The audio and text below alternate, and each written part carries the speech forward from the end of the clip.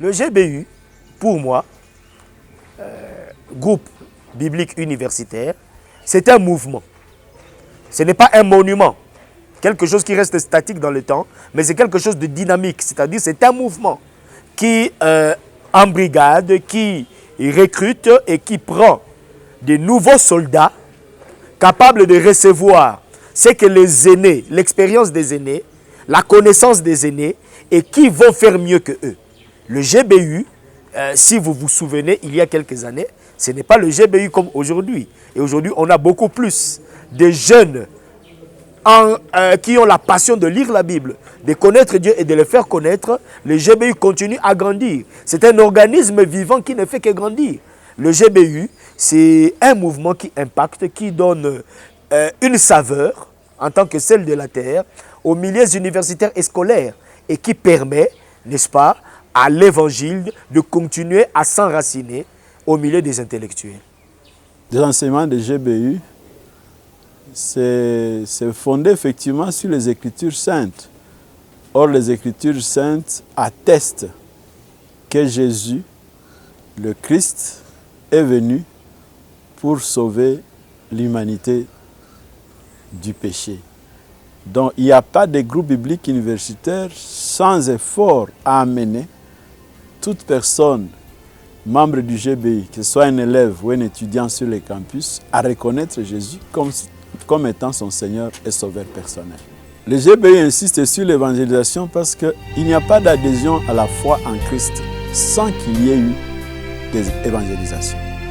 Parce que la Bible elle-même dit, la foi vient de ce qu'on entend. Ça, c'est Romains chapitre 10, verset 17. La foi vient de ce qu'on entend, et ce qu'on entend, c'est la parole du Christ. Et le même texte dit, comment croiront-ils s'il n'y a personne qui prêche?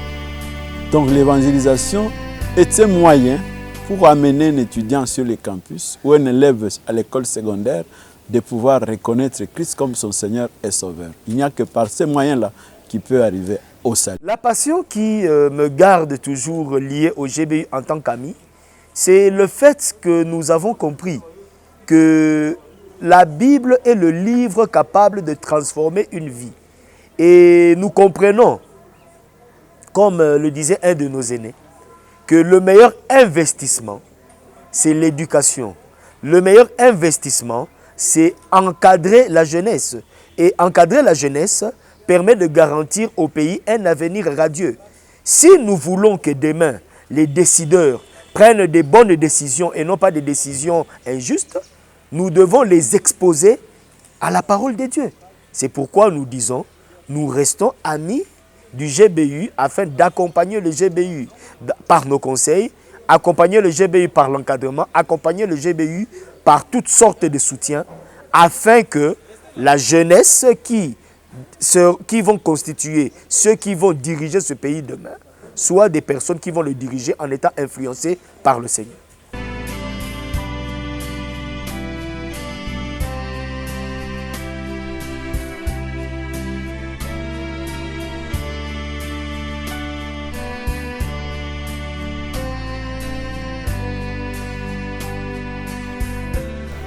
Le GBU, c'est les groupes bibliques universitaires et scolaires, un mouvement des élèves et des étudiants chrétiens qui a comme mission de transformer l'étudiant ou l'élève pour la vie. De transformer par l'évangile, et pas seulement quand il est encore au banc de l'école ou dans sa promotion, mais pour sa vie et donc dans sa profession.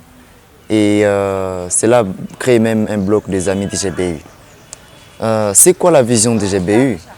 La vision du GBU, c'est d'avoir ou de former des élèves ou des étudiants, en communauté de disciples qui ont été transformés par l'évangile et qui ont un impact dans leurs écoles secondaires ou sur l'université, dans leurs églises, dans la société, et cela pour la gloire du Christ.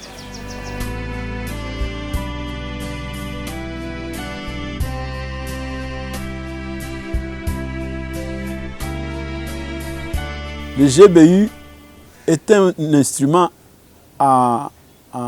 mis à la disposition de l'Église et de la société pour transformer des jeunes, les aider au moyen de l'évangile de trouver leur propre place dans la société. Et trouver la place dans la société signifie que l'évangile auquel ils croient, l'évangile qu'ils pratiquent dans leur vie au quotidien, va les amener effectivement à s'intéresser à des questions sociales, des questions écologiques, à des questions économiques, à des questions politiques du pays, dans le sens de voir à quel niveau cet évangile peut, lorsqu'il est mis en pratique, lorsqu'il est intégré dans le vécu quotidien de la personne qui a cru en Christ, peut être combattre pour la justice. Décider aussi de se battre contre les inégalités sociales et asseoir une société où effectivement chaque personne est prise en compte.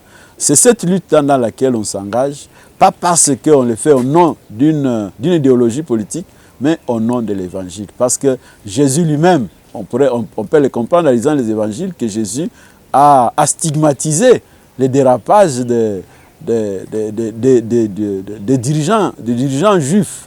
Et il a stigmatisé aussi les dérapages de tous ceux qui avaient la responsabilité d'aider la population à vivre dans une certaine équité, mais cela n'arrivait pas. Et il a réussi à montrer effectivement que le royaume de Dieu qu'il est venu annoncer, dont il est venu annoncer la proximité, c'est un royaume où chacun doit trouver sa place.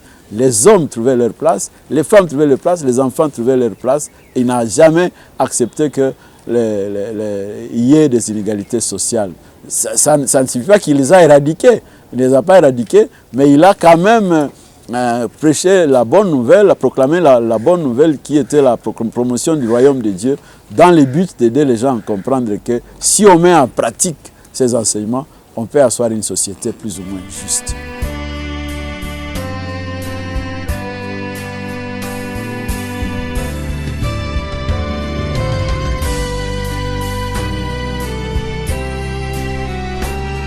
La conférence missionnaire du Congo-Est, c'est une conférence interprovinciale du GBI qui réunit les provinces du Congo-Est, principalement la province du Sud Kivu, du Nord Kivu, de la Chopo, de l'Ituri et les provinces de Tanganyika. Partout le GBI est implanté, c'est là qu'on trouve, c'est dans ces provinces-là et qu'on organise couramment ou de manière rotative la conférence missionnaire du Congo-Est. La conférence missionnaire du Congo-Est, la CMCE, a été organisée dans le but de mobiliser les participants, mobiliser les chrétiens pour l'urgence missionnaire.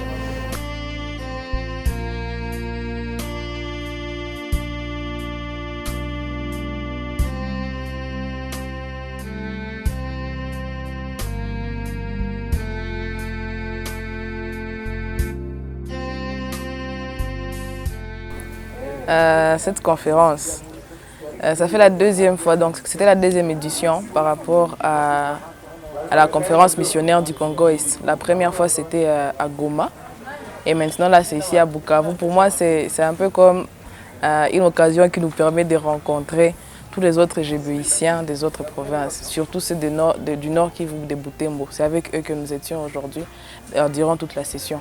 Et c'est un peu ça, pour moi c'est comme une retrouvaille. Hein? On voit d'autres chrétiens, étudiants comme nous, et ça nous encourage encore davantage. Nous nous sommes amusés, nous nous sommes réjouis. C'est quand nous regardons même notre programme, il y avait un moment où on est sorti du camp pour faire une petite visite de la ville, voir des endroits que nos amis du Nord Kivu n'ont pas encore vus, pour renforcer cette communion, pour nous réjouir, pour nous amuser. Je me rappelle le soir, nous avons dansé comme pas terrible, nous avons dansé comme des petits fous. Et tout ça pour nous amuser, pour montrer aussi que cette communion passe aussi par le loisir, ça passe aussi par une certaine détente.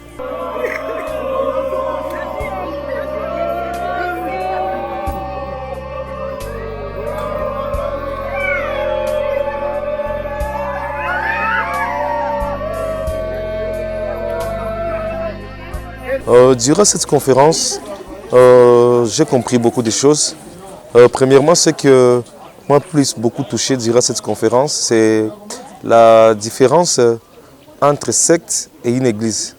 J'ai compris que les sectes c'est une congrégation, c'est un groupement de gens qui ne confessent pas parfaitement que Jésus-Christ était homme et parfaitement Jésus-Christ était Dieu. Ça m'a beaucoup plus touché. J'étais aussi fort touché par l'atelier dans lequel j'ai participé, particulièrement l'atelier sur le leadership transformationnel. J'ai compris qu'un vrai leader, c'est quelqu'un qui impacte positivement sa société et c'est quelqu'un qui fait que d'autres personnes fassent de grandes choses que lui. C'est ça qui m'a plus touché durant cette conférence. Aussi, j'ai tellement aimé la façon dont nous avions passé avec les frères qui sont venus de Goma, de Butembo, d'Uvira. Vraiment, c'était très intéressant. Nous avions échangé d'expériences, la façon dont ils travaillent dans leur ministère à Goma, la façon dont ils servent le Seigneur. Et c'était vraiment intéressant. Vraiment, la façon dont on mangeait aussi, ça m'a beaucoup réjoui. En fait, je travaillais au protocole.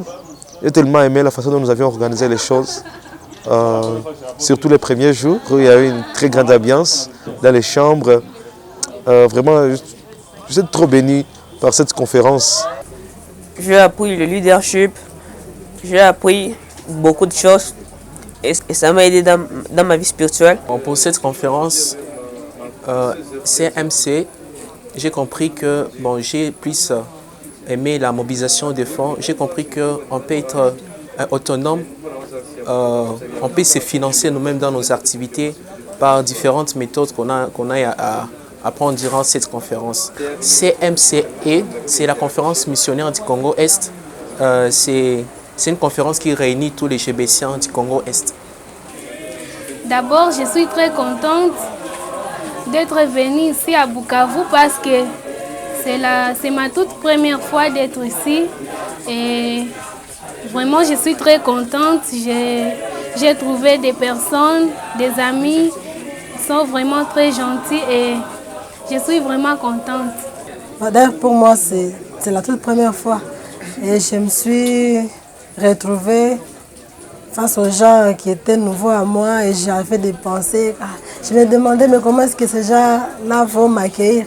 Mais récemment, mon arrivée, vraiment les GBC de Bukavu sont félicités parce qu'ils ont présenté l'amour, l'affection, la gentillesse, vraiment qu'on ne s'y attendait pas. Sinon, mon frère, est-ce que tu es en train de découvrir quelque chose de nouveau? Oui, je suis en train de découvrir la ville de Bukavu, vraiment. Et quelles sont tes expériences par rapport à ça?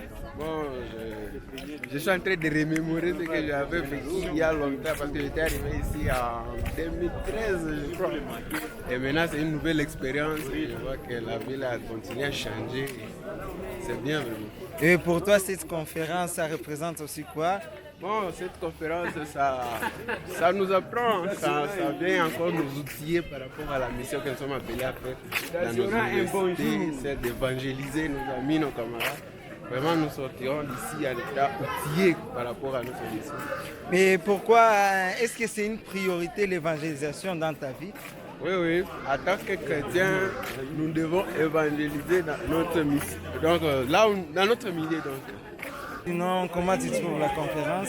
Oui, la conférence vraiment se passe très bien par la grâce de Dieu. Je me présente d'abord, je suis le frère Gabriel Ange Kaboum. Et vraiment pour moi la conférence, c'est trop wow.